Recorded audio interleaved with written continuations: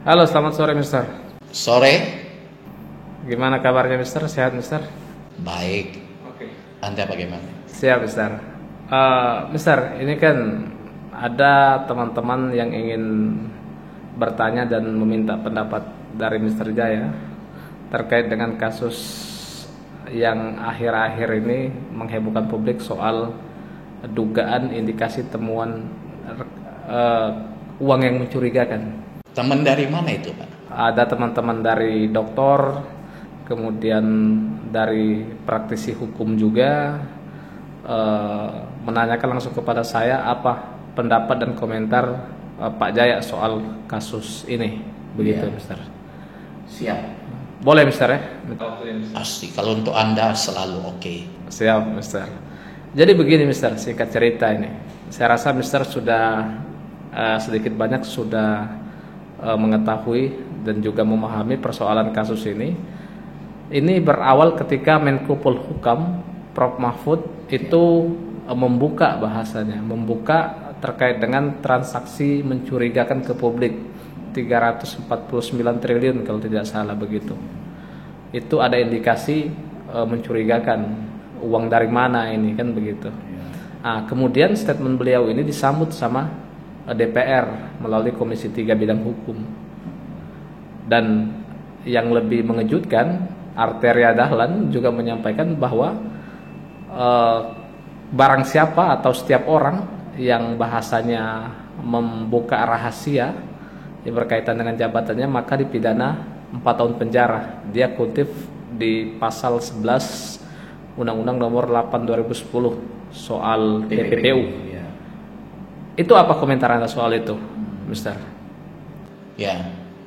Pertama yang ingin saya sampaikan bahwa Prof Mahfud itu kan adalah pejabat tinggi negara yang selalu berpikir dan bertindak out of the box. Orang yang sangat kreatif.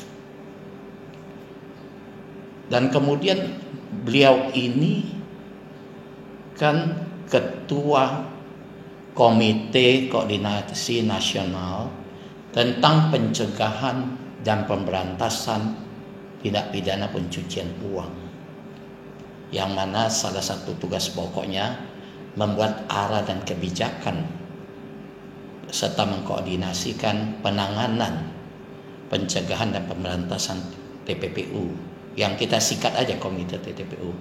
Di situ lengkap, Pak. Wakil ketuanya itu Menko Perekonomian, Ketua PPATK sebagai sekretaris dan anggota antara Menteri Keuangan, Menlu, Kepala Badan Intelijen Negara, BNPT, BNN. Memang Ketua PPATK sini sebagai sekretaris dalam hal ini.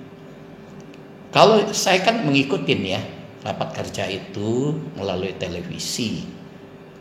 Saya lihat Pak Mahfud dalam memberikan penjelaskan kepada publik melalui media, baik itu media televisi maupun media sosial, dia hanya menyatakan ada transaksi yang aneh di Departemen Keuangan yang tadinya beliau sampaikan 300 triliun ya Pak ya, ingat ya. Betul. Kemudian dalam perkembangan selanjutnya agregatnya 349 dengan perinciannya yang mungkin sudah Anda ketahui. Apa yang disampaikan Pak Mahfud menurut pendapat kami masih dalam konteks dengan tugas dan jabatannya sebagai Ketua Komite TPPU.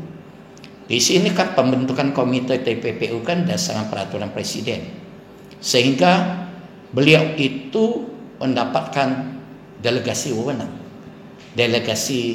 delegation of authority dari Presiden, yang mana merupakan kewajiban PPATK untuk melaporkan secara berkesinambungan tentang adanya transaksi yang tidak wajar kepada antara Presiden selain kepada DPR. Poin yang tidak kalah pentingnya yang ingin saya sampaikan adalah bahwa tugas dan fungsi pokok yang utama dari DPR, inkasu dalam hal ini Komisi 3 DPR, yaitu Komisi Hukum itu kan antara lain menegakkan demokrasi, misalnya menegakkan, menerima, menampung, menyalurkan aspirasi rakyat, serta berfungsi berkaitan dengan penegakan hukum. Dan yang menjadi mitra Komisi 3 DPR itu kan adalah para aparat penegak hukum, termasuk kepolisian, BNPT, BNN, serta Kejaksaan Agung dan lembaga terkaitan lainnya.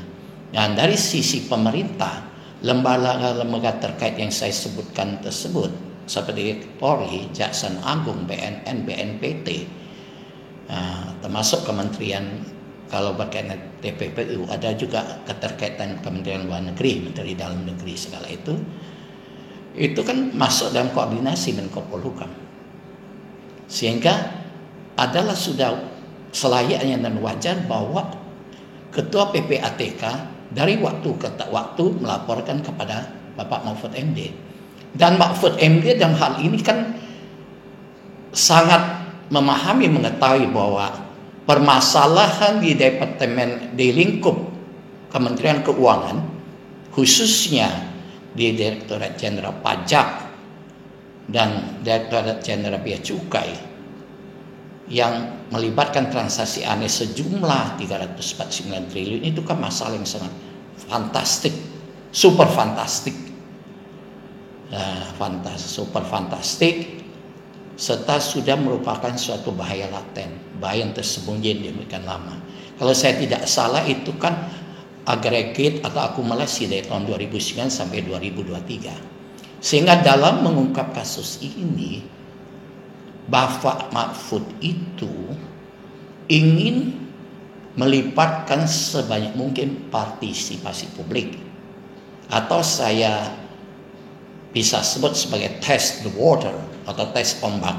Dan seharusnya dalam hal ini Komisi Hukum DPR ini harus mendukung secara penuh dengan memberikan masukan, memberikan dorongan-dorongan, serta menyampaikan strategi Komisi Hukum DPR supaya penanganan masalah ini bisa berjalan dengan lancar.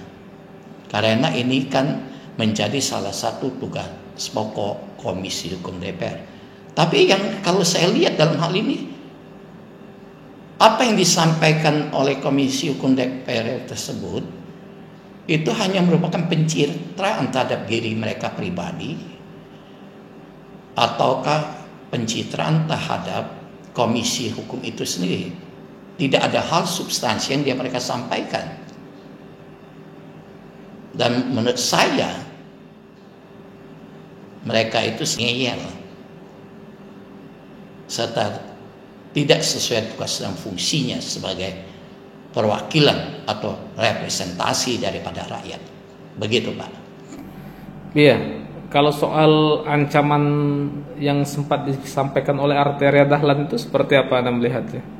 Menurut saya tidak ada pelanggaran hukum yang diduga dilakukan oleh Menko Polhukam. Karena apa yang disampaikan itu adalah bahasa yang sifatnya umum dan masih sesuai dengan tupoksinya sebagai Ketua Komite TPPU, bahwa beliau hanya menyatakan ada transaksi aneh. Tidak kelihatan di situ ada mensrea beliau untuk melakukan perbuatan melanggar hukum atau whether delegate. Jadi ini apalagi beliau lakukan itu adalah untuk kepentingan publik, kepentingan masyarakat banyak. Oke, kalau soal ini kan sudah lama sebenarnya, 2009 sampai 2023. Sudah berapa kali pergantian Menteri Keuangan. Menurut analisis Anda dan komentar Anda soal ini, kenapa kemudian baru didapat sekarang soal transaksi mencurigakan ini, dan kenapa kemudian Menteri Keuangan sendiri bahkan tidak tahu? Nah, ini kan permasalahan ini kan 2009 sampai 2023 itu kan berada di bawah pertanggungjawaban beberapa menteri keuangan, bukan hanya Bu Sri Mulyani, ya Pak ya. Makanya saya katakan perkara yang berkaitan dengan TPPU ini kan melibatkan orang-orang yang punya posisi strategis, apalagi yang berkaitan dengan mereka frontline, garda terdepan dalam pengumpulan uang dalam bentuk pajak maupun bea dan cukai di Republik Indonesia ini, sehingga melibatkan transaksi yang sedemikian besar dalam hal ini. Kemungkinan besar ini adanya proses pembiaran, ya, baik itu dari institusi Direktorat Jenderal Pajak, Bea Cukai, Departemen Keuangan. Malah kemungkinan besar juga ini bisa saja melibatkan pihak-pihak di luar, baik itu aparat penegak hukum maupun pejabat tinggi di bidang lain. Dan bias lazimnya dalam perkara berkaitan dengan TPPU itu kan modusnya Anda sudah tahu lah ya, ada yang kita sebut placement, layering maupun integration. Nah, konteksnya ini mungkin perlu saya jelaskan terlebih dahulu ya, kalau ini masuk dalam TPPU Pak ya. Itu kan pasal 3 kan berkaitan dengan mereka yang menempatkan, mentransfer, ya, membelanjakan, menitipkan, mengubah bentuk, istilah menukarkan dalam uang maupun valuta asing maupun surat berharga, serta perbuatan lain ya. Perbuatan lain ini dilakukan tujuannya apa? Untuk menyembunyikan atau menyamarkan asal usul dari uang yang diketahui atau patut diduga merupakan hasil dari kejahatan. Nah, dalam melakukan seperti itu, ini biasanya selain melibatkan pelaku itu sendiri, itu juga sering yang saya pelajarin seperti mafioso. Ini kan seperti kejahatan yang terorganisir, Pak, yang sistematis dan terorganisir. Mereka biasa melibatkan namanya gatekeepers. Gatekeepers ini ada yang seperti notaris, akuntan publik, konsultan hukum, ahli-ahli di bidang perbankan, dan yang sejenisnya yang membantu mereka untuk melakukan pencucian uang. Sehingga dalam rangka untuk mengungkapkan kasus ini bagi aparat penegak hukum itu tidak sederhana yang kita bayangkan, Pak. Kita harus membuktikan, oke, dia ada actus reus, perbuatan yang saya sebutkan tadi, placement, layering, auto integration, yang singkatnya seperti itu yang saya sebutkan itu ya. Nah, ini nih dengan bantuan orang yang memang ahli di bidang itu. Akan timbul masalah lagi kalau dia sudah mengubah bentuk itu, misalnya dalam bentuk saham di perseroan perusahaan dalam negeri dulu kita sebut. Ini kan sahamnya bisa berganti pemegang sahamnya, ya. Kemudian peredaran uangnya, asetnya, tanah bangunan itu apakah masih atas nama dia? Apakah tidak sudah dialihkan mengingat sudah sedemikian lama? Apalagi kalau mereka itu membuka shell company, perusahaan cangkang. Perusahaan cangkang itu kan perusahaan yang tidak punya kantor dan tidak punya karyawan, tapi mereka punya aset di negara yang bersangkutan. Biasanya didirikan negara yang kita sebut tax haven, British Virgin Island, Cayman Island, Vanuatu, Switzerland maupun Luxembourg. Ya, itu tuh mereka punya aset. Nah, uangnya itu nanti bisa saja soalnya dia pinjam kepada anak perusahaan di Indonesia. Kemudian kalau berkaitan dengan aset, fixed aset maupun saham yang ada di luar negeri. Nah, untuk membongkar kasus ini luar biasa sulit. Bagaimana kita bisa minta repatriasi aset?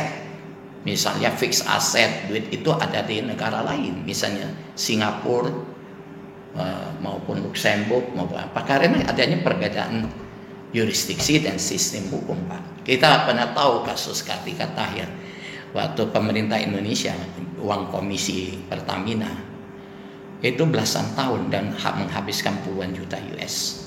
berperkara dalam hal ini. Jadi pengungkapan kasusnya itu sangat sulit, tidak sederhana demikian. Iya.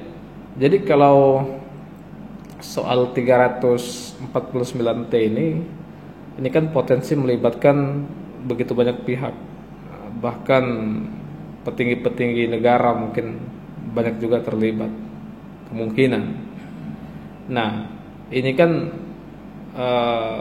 harusnya DPR, Komisi 3 sama Menko Polhukam ini kan bersinergi dan bergotong royong untuk membongkar soal kecurigaan ini. Sedangkan di rapat kerja kemarin itu justru berbanding terbalik. Menko Polhukam merasa seperti dikeroyok oleh DPR, begitupun sebaliknya. Artinya seperti ada yang ditutup-tutupi begitu. Ini bagaimana Anda melihat kondisi dan situasi ketika rapat kerja kemarin? Memang saya sentil dulu gini ya. Bambang Pacul waktu diminta Menko Polhukam agar DPR mengesahkan ya RUU perampasan aset atau asset forfeiture. Dia katakan tinggal kita gampang kok diperintah ketua umum partai aja.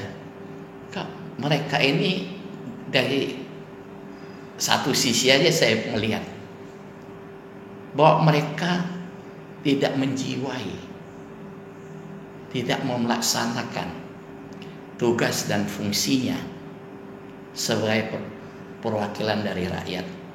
Kan pada waktu mereka mengangkat sumpah, mereka kan bersumpah atau berjanji kalau agama non-Islam untuk menegakkan demokrasi, untuk menegakkan keadilan, menampung dan menyalurkan aspirasi rakyat. Begitu yang wajarnya, yang seharusnya. Begitu mereka disumpah dan dilantik sebagai anggota dewan, kesetiaannya adalah kepada kepentingan bangsa dan negara, bukan kepada partai. Tapi kenyataan dari statement dan pertanyaan maupun tanggapan mereka terhadap apa yang disampaikan Mahfud, mereka justru memposisikan diri sebagai musuh Pak Mahfud, bukan sebagai mitra penegak hukum. Sehingga di sini tugas Pak Mahfud itu luar biasa sekali. Saya khawatir bahwa ini sesuatu yang hanya muncul di permukaan, tapi akan menjadi berkas yang mati atau diam aja dalam proses penegakan hukum. Selain karena proses pembuktian yang tidak sederhana, juga tidak didukung oleh mitra kerja dari para penegak hukum itu. Tapi memang Mahfud akhirnya ingin menggerakkan partisipasi publik seluas mungkin, termasuk dukungan dari para profesor, guru besar, Anda tahu kan, dari pakar hukum, ahli hukum, maupun penegak hukum lain yang masih mempunyai nasionalisme, patriotisme yang tinggi, semata-mata untuk kepentingan bangsa dan negara. Menurut saya seperti itu. Jadi sehingga dalam konteks ini DPR itu tidak bisa diharapkan oleh Pak Mahfud. Oke. Terus kalau Anda melihat posisi Menko Polhukam ini di pemerintahan seperti apa? Jangan sampai ini menjadi ancaman bagi menteri-menteri lain, bahkan ancaman juga bagi presiden soal ini. Itu bagaimana Anda melihatnya? Selama presiden tidak punya kepentingan lain, semata-mata untuk pengabdian dan kesejahteraan rakyat, beliau itu wajib mendukung setiap langkah Menko Polhukam beserta jajarannya. Menko Polhukam kan tidak sendiri, ada jajaran di bawahnya. Ya, yang bisa kita harapkan adalah bahwa jajaran di bawah Menko Polhukam seperti Jaksa Agung, Kapolri, dan institusi penegak hukum terkait dengan bantuan KPK itu masih taat asas kepada tugas dan kewenangannya demi pengabdian kepada nusa dan bangsa, Pak. Saya yakin memang akan tidak sederhana ya untuk proses pembuktian nantinya ini. Mungkin yang makanya dalam proses Anda tahu kan, kita bahas juga masalah Rafael Alun ya Pak. Ya, Rafael. Kan dari awal itu Rafael Alun kan diduga telah melakukan pencucian uang. Terbukti dari yang disampaikan transaksi tadinya berapa 39 miliar ya. Yeah. 39 miliar. Toto membengkak jadi 500 miliar ya kalau tidak salah. Dan bisa bawa dia istrinya punya saham di beberapa perusahaan ya. Di PT, kemudian ada mereka punya hotel ya. Punya kos segala itu. Nah, tiba-tiba muncul bahwa ini dia terima gratifikasi selama 12 tahun. TPPU-nya kan belum jelas ya. Belum. Gratifikasi. Karena yang paling sederhana dulu yang diambil. Paling sederhana diambil, gratifikasi dikaitkan dengan safe deposit box 30 berapa M? 39 ya. 39. Nah, dari safe deposit box itu biasanya kan pihak pelapor. Pelapor ini termasuk lembaga keuangan perbankan maupun non perbankan ya. Perbankan melaporkan ini ada safe deposit box. Di situ kan kapan dia menyewa safe deposit box? Ya, ini berapa nilai uangnya? Nah, kalau dia katakan bahwa ini berdasarkan transaksi yang wajar. Kalau transaksi yang wajar kan dia harus melalui proses mekanisme perbankan yang benar. Untuk Anda punya uang 39 miliar, harus ada underlying transaction. Harus ada underlying document. You bisnis apa? Dapat keuntungan seperti itu. You harus bayar pajak. Bayar pajak termasuk juga pajak atas deposito. Tapi ini kan kalau safe deposit box patut diduga diperoleh dari komersialisasi jabatan atau kita katakan gratifikasi maupun suap istilahnya ya. Itu kan perbuatan yang melanggar hukum, melanggar undang-undang tindak pidana korupsi. Pada dan perkara TPPU ini bisa berjalan sendiri pada saat penyelidikan. Begitu di ketemuan peristiwa hukum ada 2 alat bukti minimum sesuai ketentuan KUHP, ditingkatkan ke penyidikan. Nah, biasanya pada saat sudah mau dilimpahkan oleh jaksa, ketemu tindak pidana asalnya apa. Karena TPPU dengan tindak pidana asal ini itu 2 tindak pidana yang berdiri sendiri. Ada 2 kehendak. Tapi lazimnya adanya TPPU ini karena ada predicate crime atau tindak pidana asal, karena dia merupakan follow up offense atau follow up crime. Ada tindak pidana asal.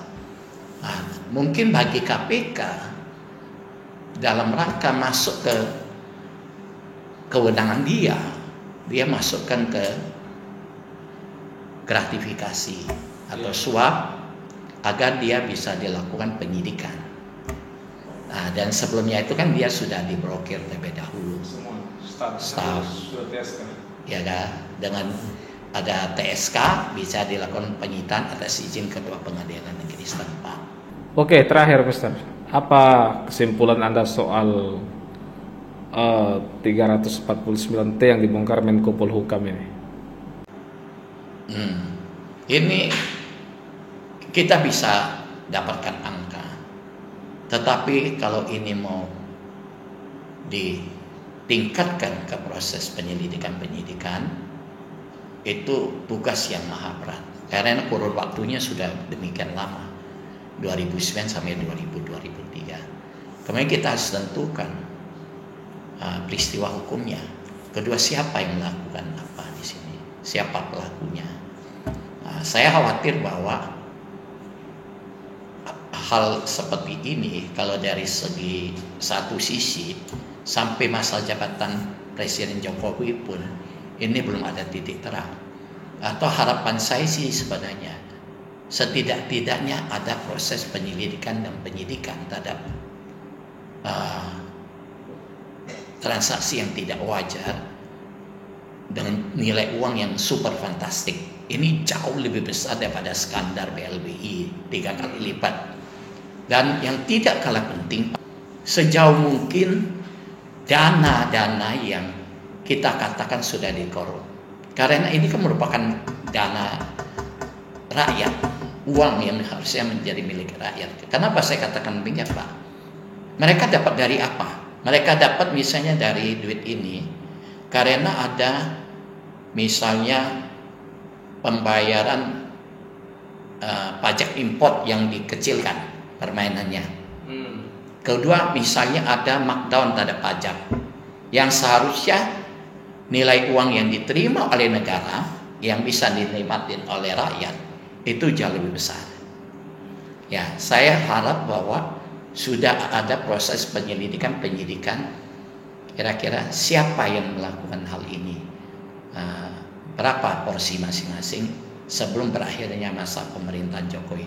Dan kita semua patut mendukung itikat baik, kerja keras dari Profesor Mahfud MD. Oke, siap Mister. Terima kasih banyak atas waktu dan pencerahannya. Semoga teman-teman yang bertanya, praktisi hukum, terus teman-teman dokter hukum merasa puas dengan statement Anda ini. Sekian Mister, terima kasih banyak. Sampai jumpa. Terima kasih. Teman-teman semua, sehat selalu Mister. Semoga bermanfaat.